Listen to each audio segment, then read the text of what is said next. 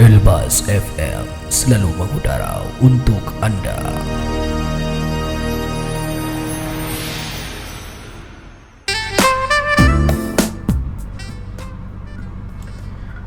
Ya rekan saya semua, kembali lagi 97,6 Elbas FM, setia di udara, indah di hati. Dan saat ini sudah di menit ke-21, terlepas dari pukul 11 waktu Indonesia bagian Barat. Artinya kebersamaan kita di dialog dan juga podcast Elbas bersama pemuda-pemudi penggiat anti narkoba Bengkulu sudah di segmen terakhir nih rekan saya semua. Tadi di segmen pertama kita sudah membahas tentang seputar Pupan itu sendiri ya. Kemudian ada segmen selanjutnya kita bahas tentang pengalaman ya, kemudian juga tentang kepribadian mereka selaku Pupan Bengkulu. Dan di segmen terakhir ini kita akan membahas, tadi sempat disinggung juga nih rekan saya semua, tentang rehabilitasi ya. Karena juga tempat ini kan ataupun tahap ini sangat tertutup ya, sangat mungkin orang lain tidak, pada umumnya tidak tahu seperti apa. Mungkin pasti para Pupan Bengkulu sudah tahu dan tadi sudah disinggung juga oleh Bang Febron. Nah ini seperti apa nih rehabilitasi itu sendiri? Mbak Khalidi aja. Jadi pas kita karantina kemarin itu, karantina hari terakhir ya kalau kita dikasih kesempatan buat ke lapas. Itu seneng banget sih karena first time juga kan. Terus pas kita masuk gitu, kita dikasih arahan gitu kan. Ini ruangan di gedung ini, gedung apa sih, ada namanya kan? Ada namanya setiap gedung itu. Iya. Gitu. Ada Terus yang kita masuk ke dalam dan ternyata dilihat sendiri sih tempat itu rapi, bersih gitu, asri gitu loh. Gitu. Terus masuk ke tempat rehabilitasi. Dilihat di situ orang-orangnya tuh kayak apa ya? Kayak ada keinginan untuk benar-benar berubah gitu. Dan mereka nggak kayak tertekan atau kayak habis disiksa gitu kan. Karena orang-orang mikirnya kan di penjara tuh serem kan. Pasti ya. Iya. Dan ternyata dilihat petugasnya itu sama warga binaannya itu ya kayak keluarga gitu, ngobrol enjoy, saling sapa gitu kan, kayak ya saling bercanda gitu. Dan di sana ada mereka punya kegiatan-kegiatan yang positif gitu, jadi mereka benar-benar apa ya, terdorong untuk berubah jadi lebih baik. Gitu. Terus di sana mereka juga ada wadah untuk melatih keterampilan mereka gitu kan, ada yang bikin kolam ikan dari siring itu. Iya, terus dia ada yang bikin jok itu, jahit jok. Tempat laundry juga ada tempat laundry juga ya. Di sana. Iya.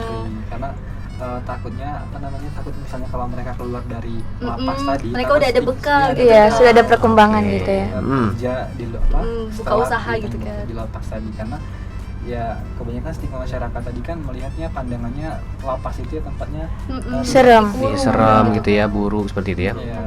Tapi ternyata setelah kita lihat sendiri gitu kan, ternyata tidak seserem itu. Tidak semengerikan itu. Ternyata memang ada pembelajaran di dalam sana, dan juga ada komunikasi baik antara petugas dan juga pihak keluarga binaan tersebut. Nah, setelah melihat lapas kemudian di tahap rehabilitasi tadi ya, nah mungkin dari pandangan ataupun perasaan pribadi itu seperti apa melihat itu semua? Dari Mbak Ica juga ya. Yang pertama tuh jujur pas ngelihat warga binaan itu sedih karena ada bapak-bapak, terus tuh ada anak muda, ada kakek-kakek juga ya. Om. Jadi di situ kayak gimana? Terenyuh gitu. Jadi tuh sedih kok sampai bisa. Tapi untungnya mereka udah ada kemauan untuk berubah ya. Jadi, jadi mereka rehab di situ. Mungkin kalau Mbak Khadijah mungkin ada perasaan yang beda gitu. Mungkin karena kita cewek gitu kan. Jadi bawahnya tuh kayak cewek gitu. Jadi kakak-kakak pun bilang jangan nangis gitu. Tegar gitu. Oke, itu dari kacamata perempuan ya. Iya. Kalau dari Bang Febron selaku laki-laki ya, mungkin ada pandangan lain nih pertama melihat mereka. Melihat mereka kemarin itu ya, mereka memiliki semangat yang tinggi untuk berubah. Iya. Dan Febron juga melihat mereka kan ada tempat tempat mereka untuk belajar bekerja gitu kan. Tempat ada laundrynya, ada tempat menjahit, dan itu menjadikan Febron berpikir bahwa jadi tempat rehabilitasi kayak gini loh. Mereka tuh dilatih untuk bekerja di sini biar pas keluar dari lapas mereka udah punya kemampuan gitu loh Kak. Jadi begitu sih pandangan Febron. Bahkan ada tahfiz ya. Hafiz ya. Ada tahfiznya juga di sana. Mereka ngaji ya. Iya, ada juga penghafal. Itu dikasih tahu sama ini petugasnya sebelum kita keliling. kayak Allah gitu loh. Insya Allah. Nah, para pengajar ataupun mentor dari itu semuanya itu didatangkan dari mana saja nih untuk melatih warga binaan itu? Ada juga kayak motivator gitu. Oh, ada. Dari luar juga sih kalau nggak salah itu biasanya kemarin ngaji juga kadang ada penceramah dari luar juga kan. Iya, ada undang penceramah dari luar juga. Tuh. Gitu ya. Dan kan masih 1 bulan ya, masih 1 bulan. Nah, kira-kira untuk ke depan ini apa yang mau dilaksanakan ataupun apa yang mau diwujudkan sebagai Pupan Bengkulu nih? Mungkin dari Mbak Khadijah atau Mbak Ica? Mbak Ica ya. Mungkin mereka lebih ke bersosialisasi ya. Oke. Terjun ke masyarakat gitu. Terus tuh lebih juga kayak aktif di sosial media, jadi tuh mengedukasi lewat sosial media juga. Mungkin kita nanti ada TikTok Pupan ya. Kampanye. Iya, kampanye P4G. Iya. Oke. Gitu sih. Terus kita juga ada sama program yang bakal dijalani ke depan yang lagi direncanakan gitu sih. Kayak sebelumnya kan kita udah ada yang dijalani dan sekarang juga ada yang lagi direncanakan buat ke depannya gitu. Kalau untuk target tempat yang ingin dikunjungi ada nggak? Kalau target sendiri kita itu yang pertama yang pastinya masyarakat. Road to school ya. Iya. Terus ke Sekolah gitu ya. Kampus dan juga ke desa. Karena juga ada program Desa Bersinar. Iya. Desa Bersinar. Kita mewujudkan Desa Bersinar itu bersih dari narkoba, bersih narkoba. Dan juga kemarin sempat kita juga ada kegiatan di mana kita bakal sosialisasi ke yayasan-yayasan dan juga ada ke sekolah luar biasa juga gitu. Iya. Ya, dan yang pastinya juga kita bakal menginfluencer bukan hanya ke masyarakat tapi juga ke tempat-tempat yang kayak di jalanan gitu loh kan. Iya, Dan yang jelas kita bakal terjun langsung ke lapangan. Ke lapangan deh ya pasti deh ya. Iya. Nah, untuk tadi ada Desa Bersinar tadi ya. Nah, itu sudah ada tempatnya atau masih dirancang gitu? Terakhir itu Padang Serai ya. Oh, oke. Di Padang Serai Desa Bersinar. Karena kemarin lagi COVID. Oh iya, masih karena COVID jadi agak terhalang, terkendala. Pasti ya. Untuk next mungkin udah ada bakal kita rancang ya. Bakal dirancang untuk kedepannya. Insya Allah kita bakal mewujudkan Desa Bersih. Iya, berpartisipasi dari narkoba. Oke, karena memang jangkauannya itu Provinsi Bengkulu ya. Iya. Jadi memang luas, ada beberapa kabupaten dan juga kota yang perlu dijangkau ya. Dan juga memang melalui media sosial untuk lebih cepat untuk mencapai itu semua ya, untuk menjangkau mereka-mereka itu semua ya. Generasi muda sekarang kan pasti. Oke, untuk terakhir nih mungkin closing statement ya. Nah, closing statement. Kita coba dari mungkin dari Mbak Khadijah ya. Iya. Closing statement untuk dialog kita pada hari ini ataupun mungkin pesan-pesan untuk generasi muda ke depannya. Aduh, berat nih. Berasa kayak orang paling benar. Oke. Enggak dong. Kalau untuk sesama generasi muda ya, kita itu harus aktif, harus kritis, dan juga pandai-pandai memilih lingkungan. Kita sendiri yang bisa membentengi diri kita. Jadi kalau misalkan kitanya udah benar, insya Allah lingkungan sekitar kita bakal baik juga ke depannya. Gitu sih. Nah, kalau dari Bang Febron nih, closing statementnya? Febron sendiri sih lebih untuk mengenali tentang narkoba dan menjauhi narkoba dan juga lebih selektif lah dalam memilih sahabat-sahabat lingkungan pertemanan. Apalagi di anak-anak muda zaman sekarang kan lebih memiliki rasa ingin tahu yang tinggi dan ingin mencoba-coba dan hal yang baru. Iya, hal yang baru dan jangan sampai terjerumus ke dalam narkoba dan harus lebih selektif lagi sih yang paling penting tentang sahabat itu. Iya, pasti ya. Iya. Untuk dari Mbak Ica-nya? Sama seperti Dija dan Febron tadi, ya kita harus lebih memilih dalam faktor lingkungan kita, baik dari lingkungan pertemanan ya. Terus tuh kita tuh lebih peka dan prihatin terhadap teman-teman, mungkin yang agak mengarah ke mulai ada yang jadi tuh kita lebih dideketin ya. Oke gitu ya. Jangan dijauhin gitu ya. Kalau ada yang mulai enggak enak gitu kan. Dirangkul ya. Iya, kalau misalnya kita udah tahu ini bahaya.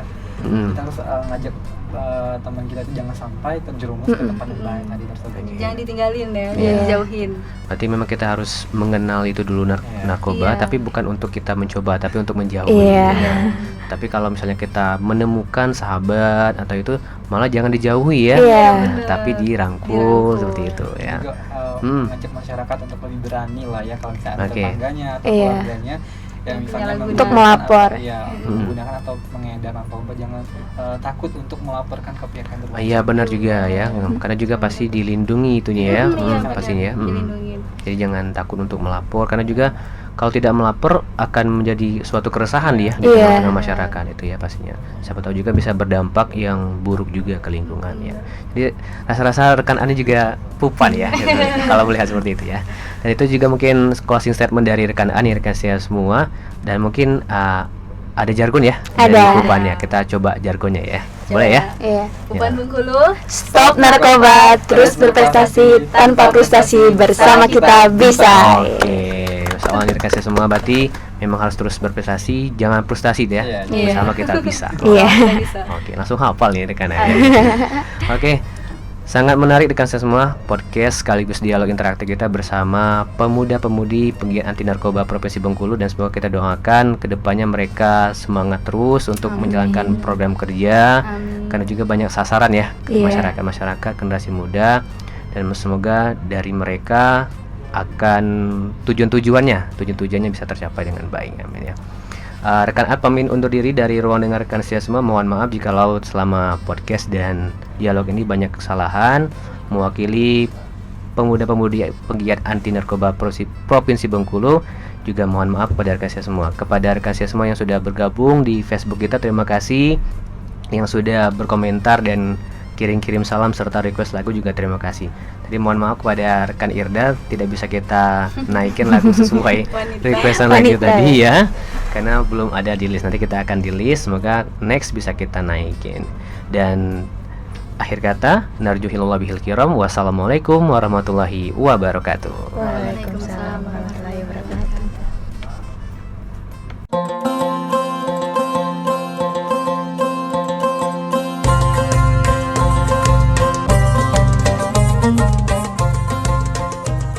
Cerahnya sinar mentari beriring dengan langkah yang pasti, senyum tersirat di wajah mereka yang siap menggali ilmu demi agama, bangsa dan negara. Para ustadz dengan bangga mempersembahkan pengabdiannya. Dengan kitab dan pena di genggaman, mereka siap menciptakan kader masa depan. IAIN Bengkulu, pencetak generasi Qurani.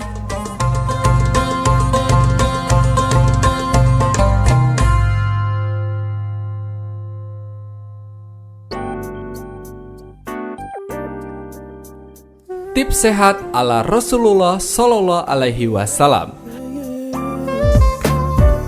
Makan makanan halal dan baik serta tidak berlebihan.